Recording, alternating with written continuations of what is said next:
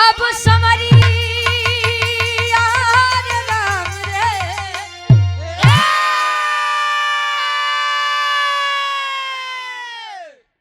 आ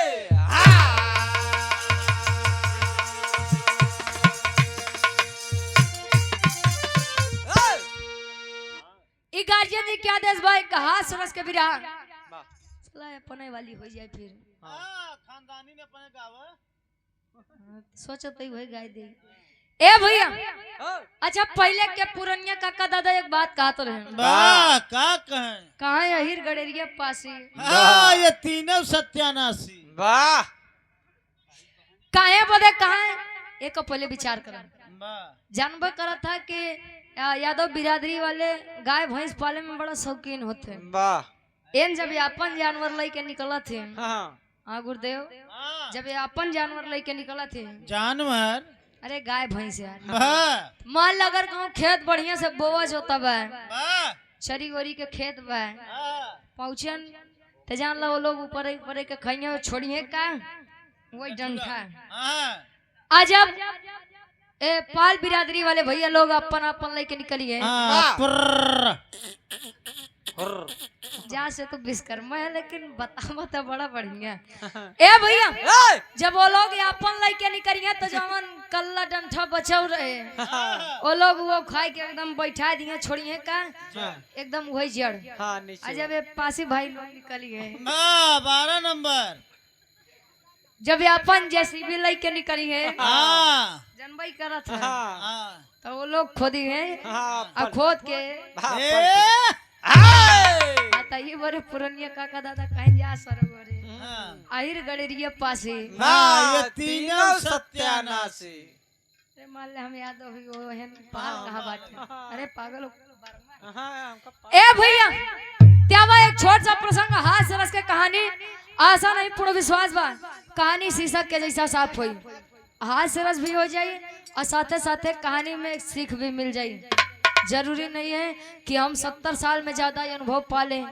और जरूरी नहीं है कि 17 साल का है 18 साल का है और उसे कुछ पता ही ना हो बिरहा में कवि जी सिद्ध करते हैं कैसे 4 लाइन भूमिका के भाव से आवा गुरु जी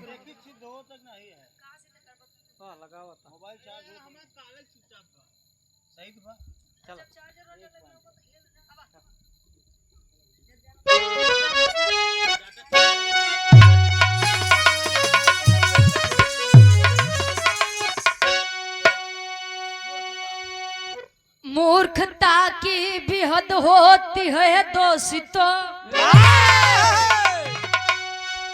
दोस्त थे 4 उनकी कहानी सुनो अब पंडित जी कहते कथा ताव से यादव मिला मैं दूधवा में पानी पाल मौलवी पंडित यादव के संग कहे आवा चली मेला लागल बाबा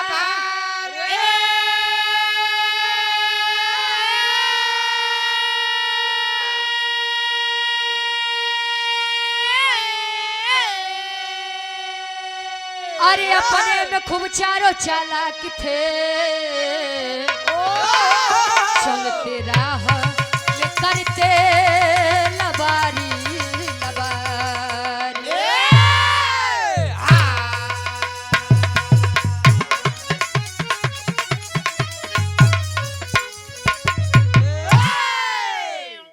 कहे मूर्खता की भी हद होती है दोस्तों दोस्त थे 4 उनकी कहानी सुनो पंडित जी कहते कथा ताव से यादव मिलाओ है दूधवा में पानी अच्छा जब से डेयरी आई है जान ला यादव जी हरेन के ऊपर बड़ा खतरा मंडरा खाए बदे जानत है पहले आधा लीटर दूध में 1 लीटर 2 लीटर पानी मिलाई दे मेरे पुरानी काका दादा रे बताओ थे गांव परिवार के लोग का मिला के दे दे आज पूछे लगे भैया पैसा बराबर देते तोरे दूधे में दूध कम लेकिन पानी ज्यादा आवत बा। हाँ, ये गलत बता रहे हो, भैंस पानी ज्यादा पी रही है आजकल।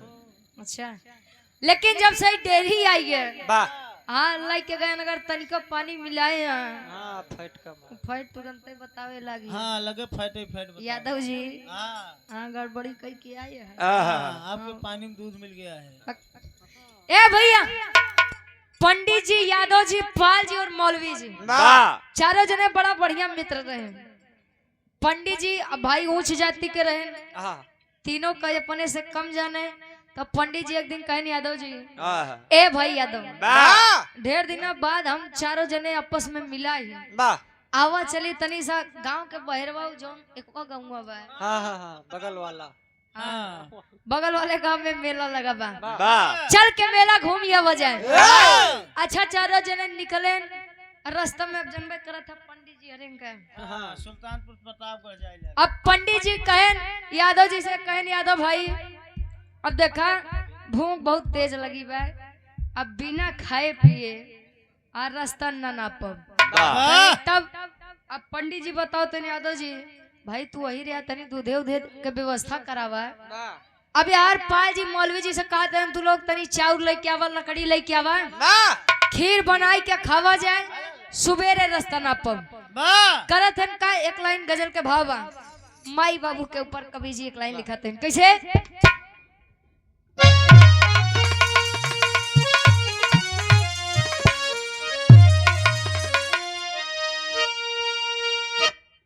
वाह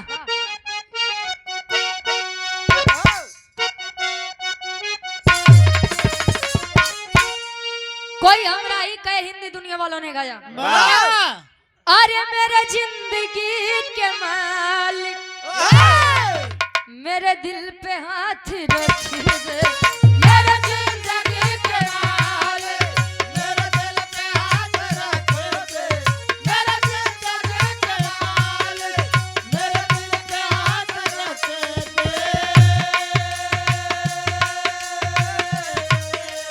मेरे जिंदगी के मालिक मेरे दिल पे हाथ रख दे, तेरे आने की खुशी में, तेरे आने की खुशी में मेरा दम निकल न जाए, तेरे आने की खुशी में मेरा गम निकल न जाए, तेरे आने की खुशी में मेरा गम निकल न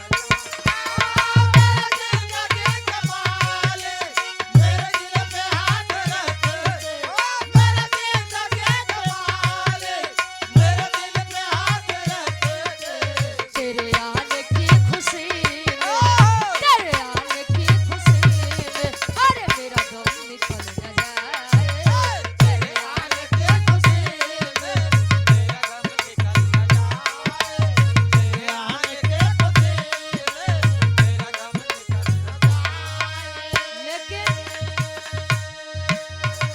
माता और पिता के लिए एक लाइन, माता पिता न होते हम न होते या आप न होते ये पूरा संसार न होता, बाबा माता पिता न होते अगर हम भी जन्म न पाते, माता पिता न होते अगर हम भी जन्म न पाते, माता पिता न होते अगर हम भी जन्म न पाते, माता पिता न होते अगर हम भी जन्म न पाते, संसार में उजाला, संसार में उजाला अरे होता नहीं कहीं पर, संसार में उजाला होता नहीं कहीं पर, संसार में उजाला होता नहीं माता पिता न होते अगर हम भी जन्म न पाते, माता पिता ऐसे हम भी जन्म न पाते, संसार में उजाला अरे होता नहीं कहीं पर, संसार में उजाला होता नहीं कहीं पर, संसार में उजाला होता नहीं कहीं। माता पिता न होते अगर हम भी जन्म न पाते, वाह। संसार में उजाला होता नहीं कहीं कहीं पर पर कहीं पर। माई बाबू नहीं होते तो शायद हम और आप जितना ही बुद्धि दिमाग लगाई ले थे, हाँ उतना लगाए नहीं पाए। ए भैया सावन के महीना में लोग बड़ा बढ़िया भक्त बन जाते हैं, हाँ खाते रहेंगे बढ़िया मांस मछली, एक महीना त्याग कर दिए हैं। हाँ जब जागा तब सवेरा। इतने महीना जागे से सवेरे ही होते हैं। 11 महीना सोवत रहेंगे, 1 महीना खाली जागत थे लोग, और बाद फिर सो जाते। वाह माई बाबू तरस 1 लोटा पानी भी ना, हाँ लड़किया कमंडल के जल भर के ले जात बा, काशी विश्वनाथ जल चढ़ावे बरे। हाँ ए भैया कहानी कितनी समझ रहा, आशा नहीं पूर्ण विश्वास बा कहानी शीशा के जैसा साफ हुई। पंडित जी तीनों से कह के सामान मंगवाए तो पंडित जी विचार करते हैं मैं बड़े जाति का हूँ, हम बड़े जाति कहीं ये तीनों अछूत है, अगर खाए बनाई दिए तो इधर उधर खराब कर दिए, ऐसी बढ़िया बा हम बनाई आईने न के तनी तनी दे देबे। देखा हम कोनो जाति विशेष कर के नहीं चलता, दिमाग देखा चारों जने लगे हैं। अब दिमाग के बाजी केकर सबसे बढ़िया रहे केकर बढ़िया रहे वो आप लोग बिरहा में समझिए। पंडित जी अच्छा खीर बनाए, अब जैसे ढक्कन हटाए खीर के खुशबू इतनी बढ़िया बा, इतनी बढ़िया बा, नाकी में जब खुशबू गया, खुशबू नाक में गई, अरे लड़की नहीं पागल, सुगंध महक जब नाकी में गया तब ले पंडित जी कहे न इतना बढ़िया खीर तो हम तो बचपन सपने में नहीं सोचे रहे कि बनी जाई। ऑपरेशन के लिए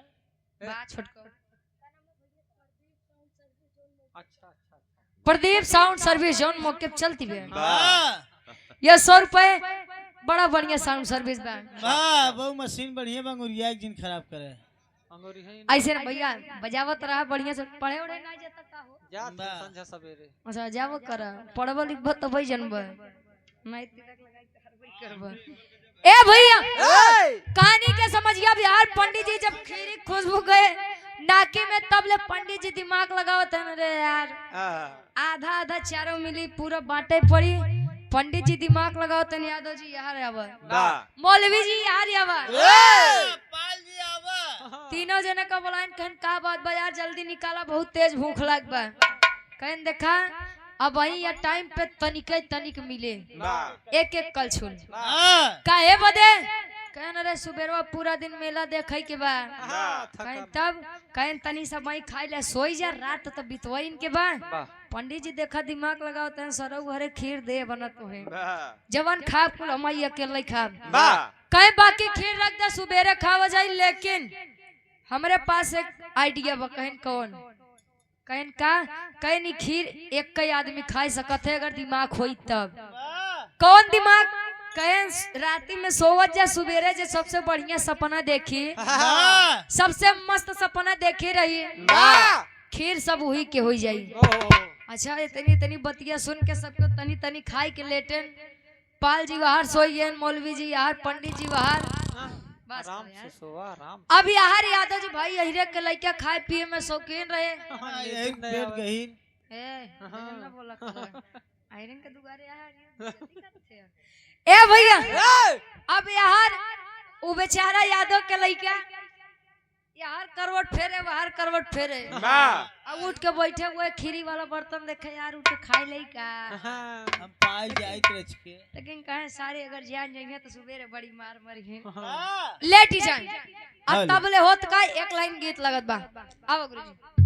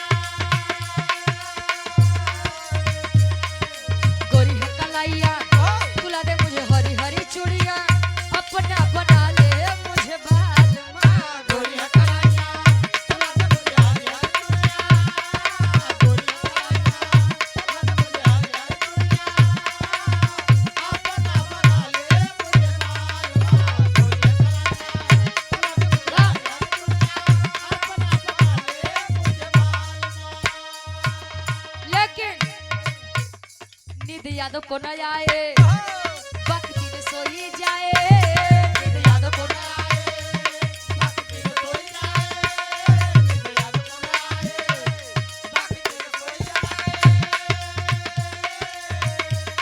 नींद यादव को न आए वक्त दिन सोई जाए खिरिया खाई गईले आधी रात के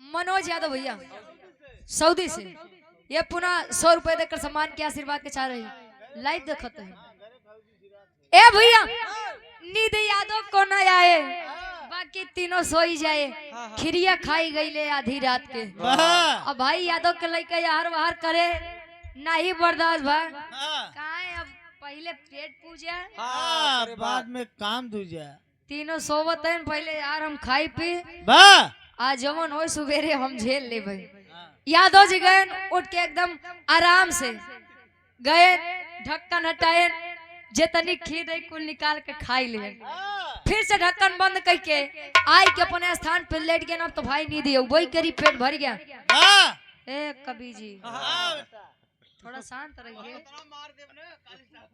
ए भैया अब यार सुबेर भाव पंडित जी एकदम खुशी के मारे उठे ना तो खीर हमारी खा उठाए पाल जी का ए पाल जी ए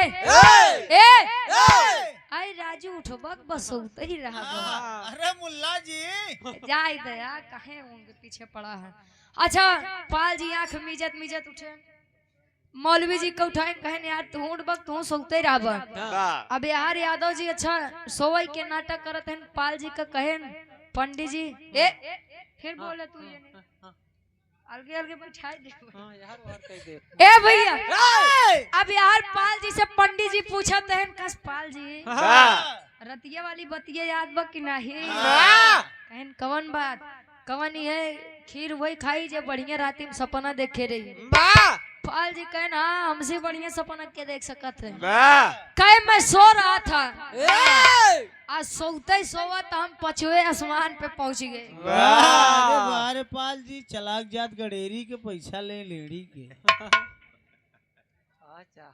सुदर्पण आई तो पाल जी कहन मैं 5वें आसमान पे गया था कहे का करे कहे 5वें आसमान पे गए रहे अब वहाँ के नजारा मृतलोक के इतना बढ़िया लागत रहे अब का बताई हमार जान ला यहाँ खोले के मने नहीं की है लेकिन तू एन मौके पे उठाई दी है अच्छा कहे ना तू बैठा रहा मौलवी जी कहे रे साला ये तो दिमाग तगड़ा लगा गया रहा सरऊ हमारे ए भैया मौलवी जी कहन है बस 5वें आसमान पे रहे मैं तो 7वें आसमान पे था है ना तू 7वें आसमान पे का करत रहे कहन विश्वास मानो पंडित जी इतनी बढ़िया बढ़िया नर्तकी थी इतनी बढ़िया बढ़िया अप्सराएं थी गजब गजब काली काली अप्सराएं बस का इतनी बढ़िया रही कि अब हम बता ही नहीं सके नहीं लहो कहे बता ही नहीं सके कितनी खूबसूरत रही नहीं लगा ताई ना सारे बाजी मारती है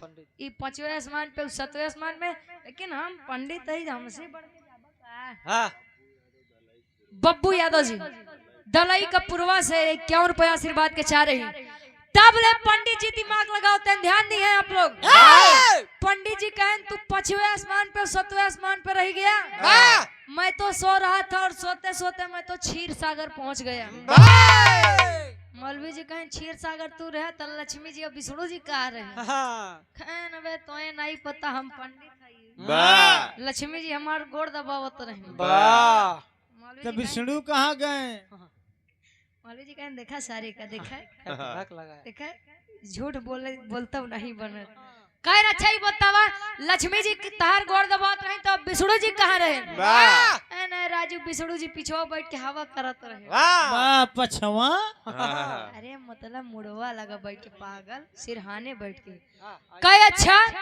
अच्छा तीनों जने अपन अपन बताएं पंडित जी अब एकदम खुशी का भैया तोरा ही नाम बोले के कर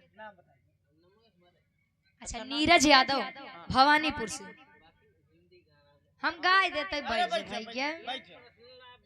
हाँ हाँ, हर जगह गाय दे बैठे, गाय दे पहले बिरहावा होई था ना हाँ ये 100 रुपया आशीर्वाद के चाह रहे अरे फैना हमारे जाए के बाद हमारे गुरुजी गाड़ी खाएंगे टेबल का वो विकास के कर तू बिरहा करे रे यार तो का मतलब बा हाँ पहले बिरहावा सुनावे था फिर धुन तर्ज सुनाए के तब कार्यक्रम बंद कर परेशान ना हुआ ये 100 रुपए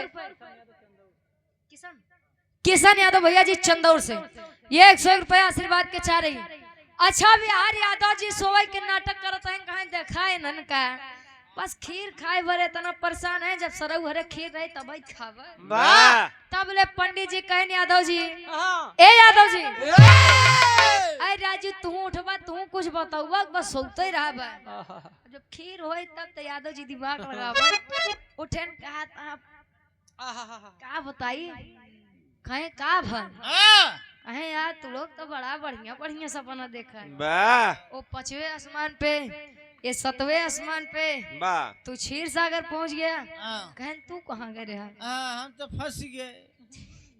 तब ले देखा अब यादव जी दिमाग लगावत है पंडित जी के आगे कहन पंडित भाई अब हम का बताई जिगरा हमार बड़ा गाढ़े में पड़ा रहती यही में कहे का बात बा कहे ना बात ये बा हमारे साथे रतिये में ठीक कांड हो गया वाह कांड हैं कवन कांड हो गया हो बतावत है कैसे एक लाइन गीत लगा दो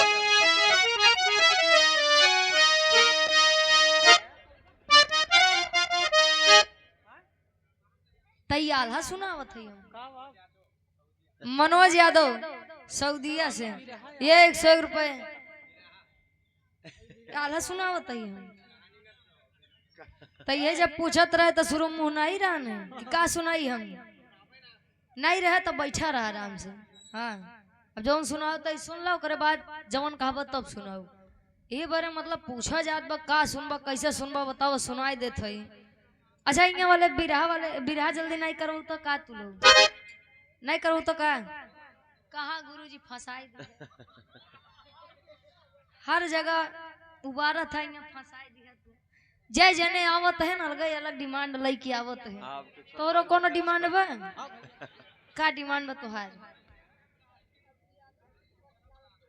अतुल यादव लालपुरवा से 100 रुपया अच्छा तोहार डिमांड नहीं बजा बैठ जा ए भैया ई शादी विवाह में हाँ, माई हरे काके हरे गाड़ी गीत गावत है वाह अच्छा गाड़ी दुइये जगह के तो बढ़िया लागत है वाह, कहाँ कहाँ? एक सरकारी एक ससुरारी वाह, सरकारी मतलब जौन दरोगा साहब हरे देते चल साले चल। वो अकेले सुन के अकेले मार और के खाई के निकल जाइए क्या कर बताऊ वाह आ दूसरी गीत गाड़ी गीत ससुरारी के बड़ी बढ़िया लागत है वाह बनारस वाले गाँव थे कैसे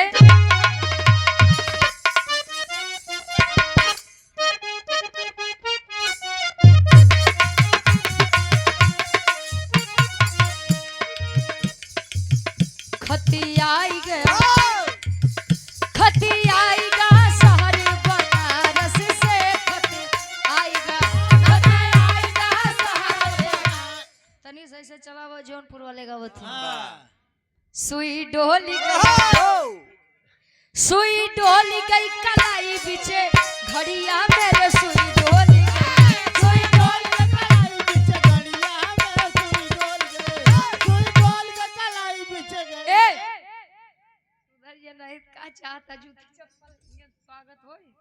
सुई डोली के कलाई बिचे घड़िया वाह इशारा करत है तबर तोरे नहीं समझ में आवत है ए भैया लेकिन यादव जी बताओ तेने पंडित जी रतिया हमारे साथे बड़ी बढ़िया बहुत बड़ी दिक्कत हुई है बहुत बड़ी घटना हुई है काब है।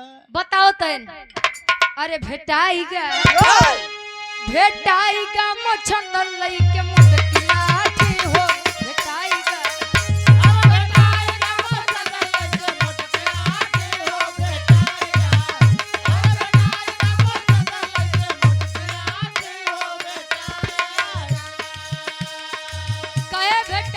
मछंदन लई के मोटकी लाठी कहे का बात बा कहे रतिया में हम सोत रहे मेरे सपनवा में करिया करिया पहलवान वाह एकदम बढ़िया से बॉडी वॉडी ली है करिया लाठी लाठी उठी बढ़िया तेल लगाए बा वाह काहे लाई क्यों इस सपना में हमारे आँखी लगे एकदम काहे तोरे सपनों में सारे उका करत रहन काहे रतिया में हमके उठे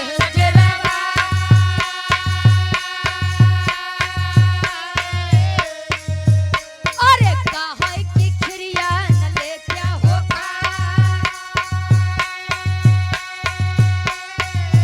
अरे रतिया में हमके उठे काहे की खिरिया न ले क्या हो खाए नहीं जानिला लठिया से देह साथी नहीं जानिला लठिया से देह साथी हो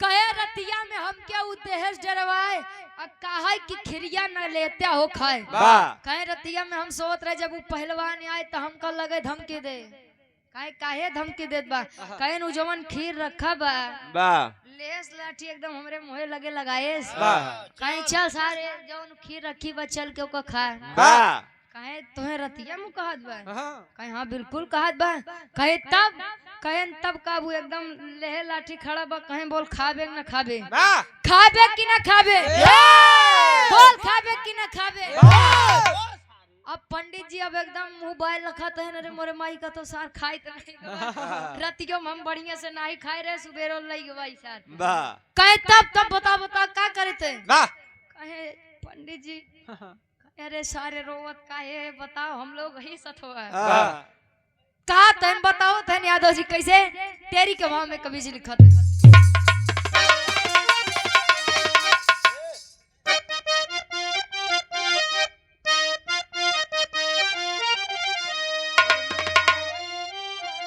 चतुराई चारो कैले जम के अरे त चतुराई चारो कैले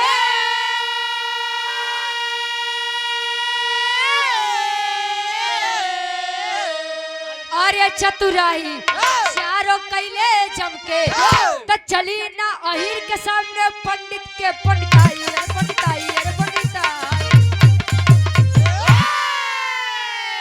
चतुराई चारों कैले जम के चली ना अहिर के सामने पंडित के पंडिताई चतुराई चारों कैले जम कहे ना बाब अहिर के सामने तोहर लागी वाह कहे तब कहे देखा पंडित भाई अब चाहे ऋषि हो चाहे गुस्सा हो वाह चाहिए प्यार से चला हाँ। लेकिन हम डर के मारे कुल खीर भाई गए खाए वाह अहे सारे जब तुम्हें डरवावत रहन तो तीन जने हम तही रहे हाँ। हमका लोग का काहे नहीं बोला कहना पंडित भाई देखा तू अब गलत ही बोलत है कहे काहे गलत बोलत है तोर ऊपर मां जरता खून काहे जान ल तू अब गलत ही बोलत है कहे काहे गलत बोलत है जब तुम्हें डरवाते रहन मार लाठी लिए तो हम तीन जने तो रहे वाह तब ले कहे ना तू तीनों जने यहाँ कहाँ रहे वाह यादव जी कहते हैं बिरहा के आखिरी गीत लगत बा खाटी इलाहाबादी तोड़ आए हाय अरे राम झको रे झूलनी अरे राम झको रे झूलनी कहीं साड़ी लहराए हो झको रे झूलनी साड़ी लहराए हो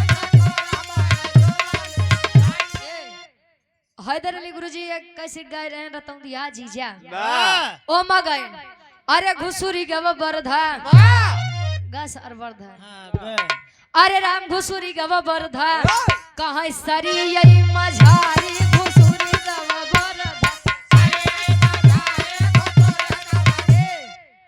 अच्छा तनी सा वो तो मान ले गुरुजी सत्य अनुसुईया में गाय रहे वाह लेकिन हम तनी सा अपने में ढालत है कनो दुल्हा बढ़िया से एकदम नया कपड़ा पहन के एकदम सफेद शर्ट सफेद पैंट पहन के बढ़िया परफ्यूम मार के निकला वाह दुल्हन बेचारी एकदम बढ़िया से विदा करे संगे हमार जाता है बराते आहा कुछ न कुछ तो लाइन के ही है वाह अब उनके दुल्हा गए तब उनके वही बीमारी आए लेन पैक पैक पैक वाह आहा अब यार एकदम लिहन अब यार नागिन डांस बजत बा मार नाचत है, नाच नाच के एकदम कपड़ा जवान उज्जर रहा के ब्लैक कह दे कुल कई लेहन करिया। अच्छा बारात और रात बीती आवत है अपने घरे तो रास्ता में एक नाला रहन। अब बेचारे आवत है लेकिन लड़बड़ाई अच्छा जौन बच्चा खुचा रान नाला में गिरते मान खराब कैले हैं। पहुंचे न अपने घरे दुल्हैया के आवाज देने ए हमार धनिया। हाँ ये हमार सोवा। वो सोवा धनिया नहीं, लोग प्यार से धनिया कहते हैं अपने दुल्हई के भोजपुरी भाषा। कहे हमार दुल्हई अरे तनी निकला हो तोरे बारात रात कई के लौटा है आए। अच्छा दुल्हनिया बहरा कहे तू के है कहे करे ते हमका नहीं पहचानत है। अरे हम तोर दुल्हा ही रे कल्लुक माई हमें चीने हमका नहीं चिन्हत है। अच्छा बिहार दोनों परानी में बहस होती है तब लोग बहस सुनते मान आस पड़ोस के मेहरारू आई गई कहीं का बात बा ये मुंह फुकाऊंगा आई बटे कहा हम तोहार दुल्हा ही बताओ हमार दुल्हा ये बताओ हमार दुल्हा इतना बढ़िया सफेद पैंट सफेद शर्ट पहन के निकला है, लड़की जैकेट पहन के बढ़िया महकाई के निकला है। आई तो दुर्गेश गंधार बा तब लोग दुल्हैया कहे क्या कहे अरे राम गजब केहू बहिनी अरे गजब केहू बहिनी कहाँ चीनी ना भतार हो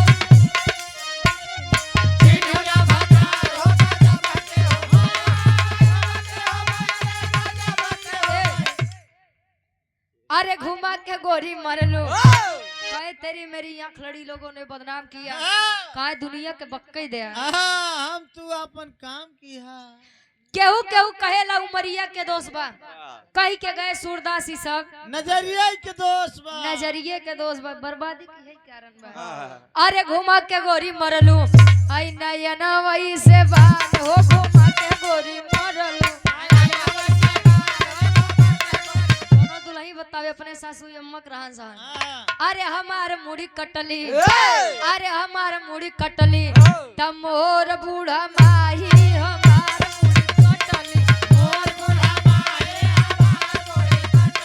लेकिन विराह पर गौर करेंगे आप लोग। यादव जी दिमाग लगाते हैं अरे बोला ही कैसे पंडित जी अरे बोला ही कैसे पंडित जी तू रह क्षीर सागर बोला ही कैसे पंडित जी।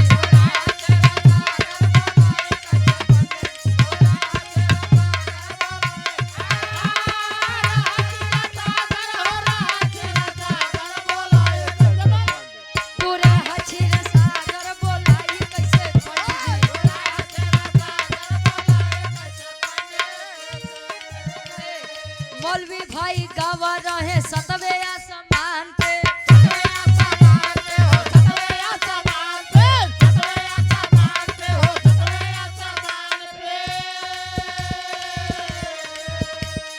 पाले न आए पानी फिर गया यार मान पे।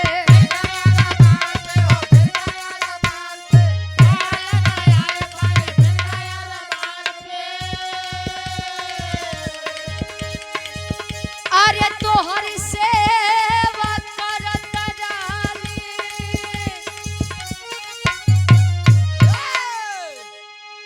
ये 100 रुपए गार्जियन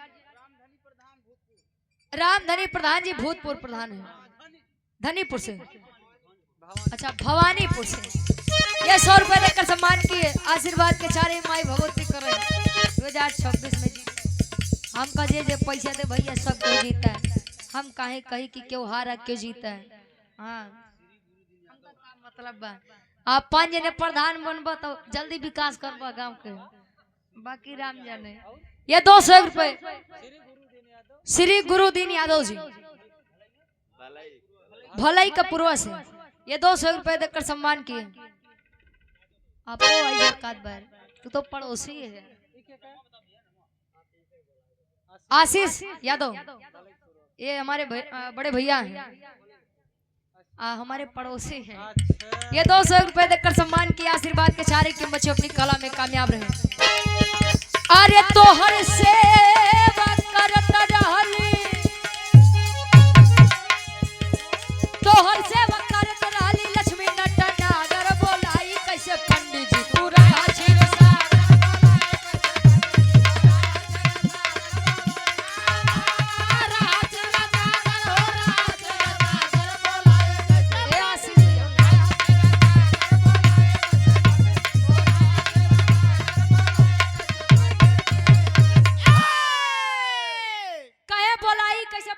तू रहा क्षीर सागर। पंडित जी अब वहीं आप पर तब बताया कि आप क्षीर सागर गवा रहा है, चालू किया जाए कहे। अब वहीं आप बताए कि तुहार सेवा लक्ष्मी जी करत रहे, गोड़ दबावत रहे, विष्णु जी हवा करत रहे। अब वहीं बतावत रहा कि हम तीनों जने बगली यही हमको उठाया कहे नहीं। अब पंडित जी तू गलत बोलत है, जान ले। अरे सारे हम क्षीर सागर रहे ना, दोनों कहा रहे। कहन पाल जी 5वें आसमान पे, मौलवी जी 7वें आसमान पे। आवाज हालांकि मैंने दिया, कहे हालांकि मैंने आवाज दिया, लेकिन आप लोग नहीं आए, इसीलिए मैंने डर के कारण। अब भाई अपन जीव तो सबके प्यारा होता। अच्छा एक दिन हमरे गुरुजी से बिराह रहे, तो गुरुजी हमरे बता कहे रुचि हम हॉस्पिटल में एडमिट रहे। विजय लाल गुरुजी कहे मैं हॉस्पिटल में भर्ती था, हमारे ग्लूकोज वाली बोतल लगी रही। आज जब भूकंप पे आए या कहती बीमार है, लेकिन जीने की मोह इतनी ज्यादा होती है कि हम अपन बोतल वोतल ले के बहरे भगा। मतलब बिहारों लटका ही बाहरों लटका ही, लेकिन जीने की इच्छा है, तमन्ना है।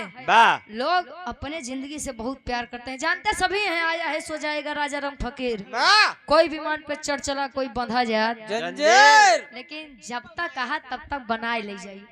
ए भैया कहे ना भाई हम खीरी खातिर अब कहा जानत रहे, हम अपन हड्डी तोड़वाई ये बड़े कुल हम खीर।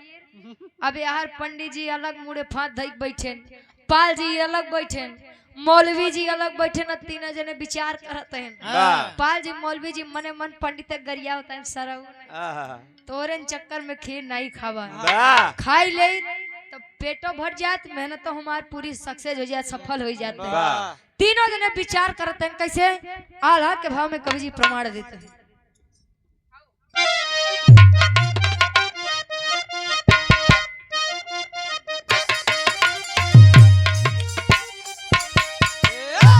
अरे सपना सब अधूरा रही गईले मनवा के बाबू,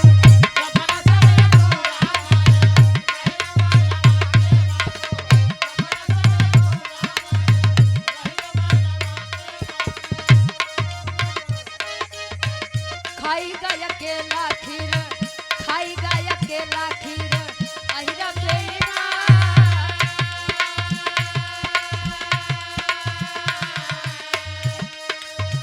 रतिया में सपना में घुमलिया समनवा बाबू, रतिया में सपना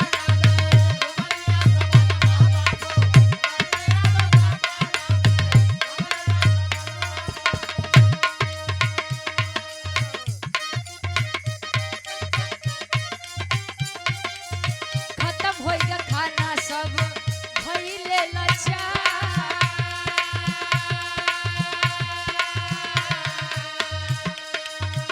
पंडित बोले सोचे अपने मनवा में बाबू,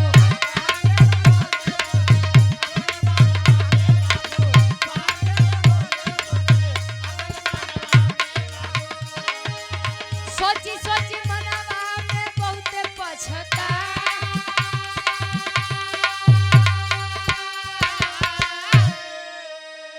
सपना सब अधूरा रही गईल मनवा के बाबू, तक खाई गए अकेला खीर अहिरा बेईमान। कहे अपने फसावल जाल में हम खुद अपने बनाए जाल में हम खुद फंस गए। तबे का कहीं कहीं सामने कहे हम क्षीर सागर रहे, ढेर ऐसी टीका टिप्पणी करत यही रे बुद्धि नहीं जब खुलत है तब। ए भैया अब यार तीनों जने अपन अपन पेट पकड़न कहे ऐसे निकलती है, खाई लिया हो तो बढ़िया रहता है। अब यार यादव जी एकदम बढ़िया कहे आवा आवा आयरे के सामने बुद्धि लगा कहे। पंडित जी अपन पेट पकड़न, पाल जी अपन, मौलवी जी अपन, कहे न यादव भाई बस अब खाली पेट मेला न दिखाई, अब वो चला घरे। कहे नहीं राजू चलते ना मिलवा देख, कहे नहीं लेते कहे नहीं भाई अब तू तो खाया, तू तो बोल वही करवा, अब हम लोग नहीं खाई, अब हमरे लोग के आत्मा से जाना कि हम लोग कैसे यहाँ बैठाई। चला अब यार तीनों जने अपन अपन पेट पकड़े बाहर आही अकेला एकदम तैनात मौजत चल दे बहादुर अपने घरे तरफ। वाह इस कहानी से सीख का मिला था कवि जी आखिरी के भाव में प्रमाण देते हैं। कैसे गुरुजी?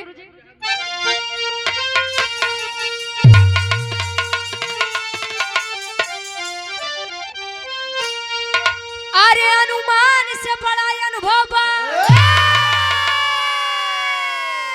कहे दुनिया सगरी।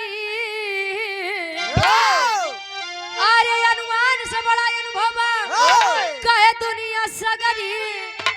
पकड़ पेटवा के धैले तीनों घर के डगरी।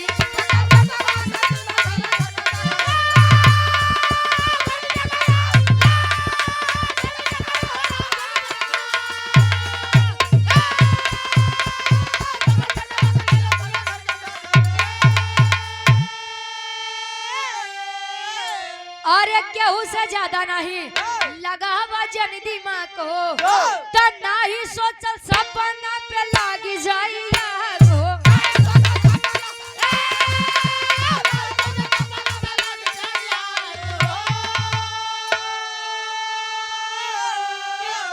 अरे घूम के लौटे चारो अपने अपने नगरी।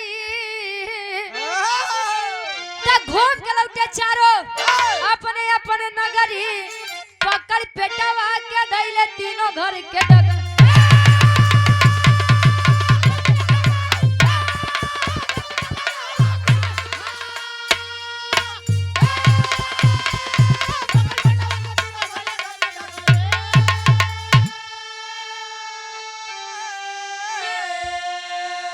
अनुमान से बड़ा अनुभव कहे दुनिया सगरी। अनुमान से बड़ा अनुभव होता है। हमें देखने में दूसरों की जिंदगी बड़ी बढ़िया लगती है, बड़ी अच्छी लगती है। आई सोचत हुई यार इना ही जैसा जिंदगी का समझ जियत हो तो कितना बढ़िया होता है। लेकिन उनकी आत्मा से पूछिए कि वो जिंदगी वो कैसे जी रहे हैं। जरूरी नहीं है कि पैसा आपके पास है तो सब कुछ है आपके पास है। अनिल यादव भैया जी पूरे दत्ता का पूर्वा से ये 100 रुपया आशीर्वाद के चाह रही। किसी से अपने को बड़ा नहीं समझना चाहिए। नहीं तो तू बाप बनता तोरो बाप क्यों बन के बैठा अरे बाबू। ए भैया धरती वीरों से खाली नहीं है। इस कहानी से हमें सीख मिलता है कि केहू से ज्यादा दिमाग नहीं लगावे के चाहिए। दुश्मन को कभी अपने से कमजोर नहीं समझना चाहिए। तू तलवार लिया का पागल बट्टे ससुर हंसिए तो ए भैया इसीलिए कभी भी खुद को किसी से आगे नहीं मानना चाहिए। आज के दुनिया के दस्तूर अलग बा। लोग अपने दुखे से ज्यादा दूसरे के सुखे से परेशान है। पड़ोसी अगर 2 टाइम बढ़िया खाई लेत बा बढ़िया पहिर लेत बा अरे तो जान लो पूरा परिवार शोक में डूब जाई। यार उ खात कैसे बा उ पहिरत कैसे बा। अनियारे में रहबा केहू नहीं देखी। जौने दिन दुआरे बढ़ के हाइड्रोजन लगवाई देबा तो सबके निगाह हो जाई। सर लगवाई तो लगवाई तो पाऊ ना लेकिन फोरब जरूर है के इंतजार करते हैं पड़ोसी राती मंदिर जाए ते हम बताई। और राती में जैसे अंदर गए ले निधा उठाए मार देन हाइड्रोजन फूट गया कहीं बस अब चैन मिल गया। मिल गया तोरे आत्मा की शांति हमारे मिल गया तुम्हें दिवाऊ जरूर। आखिरी में खानदान के परिचय बा। आओ गुरुजी।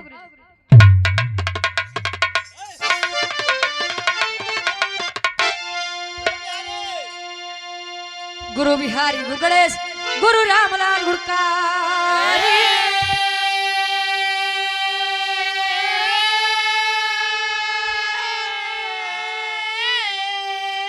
अरे स्वर्ग से चंद्रिका कवि बच्चन जी बने पुजारी।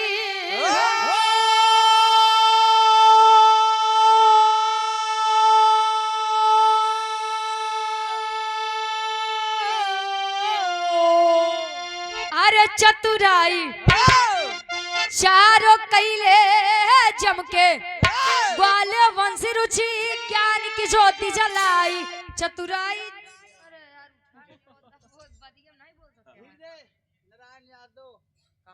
हृदय नारायण यादव जी, ये 100 रुपए देकर सम्मान के आशीर्वाद के चारे। फिर से बलाई का पूर्वा से आशीर्वाद के चारे। बलाई नहीं दलाई होई, दलाई होई ना भैया, बलाई बलाई बलाई भेलाई।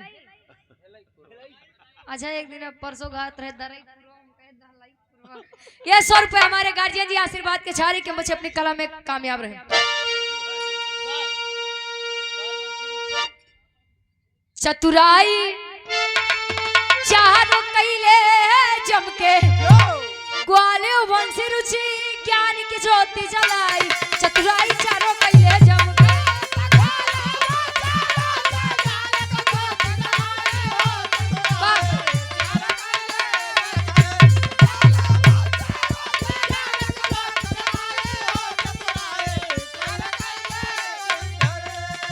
देख तेरे संसार की हालत, देख तेरे संसार की हालत क्या हो गई भगवान।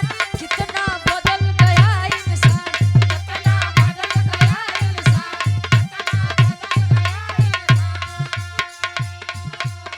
देख तेरे संसार की हालत क्या हो गई भगवान, कितना बदल गया इंसान। अभी हाल ही में एक कांड हुआ है, एक छोटी सी बच्ची 3 साल की बच्ची थी, उसके साथ बलात्कार हो गया। बारे जमाना बारे संसार, जबरदस्ती। 3 साल की बच्ची थी, 3 साल की, महाराष्ट्र। लोग आज के समय में कहां से क्या हो जा रहे हैं कुछ समझ में ही नहीं आता। और एक बात, लोग अपने घर की बहन बेटियों के अलावा दूसरे के घर की बहन बेटियों को खिलौना समझ। क्या समझते हैं। आज के जनरेशन वाले से बढ़िया क्यों नहीं बता सकते। ये बड़े काय के पड़ा, सूरज न बदला चांद न बदला, सूरज न बदला चांद न बदला, ना बदला आसमान। कितना बदल गया इंसान, कितना बदल गया इंसान, कितना बदल गया इंसान, इंसान।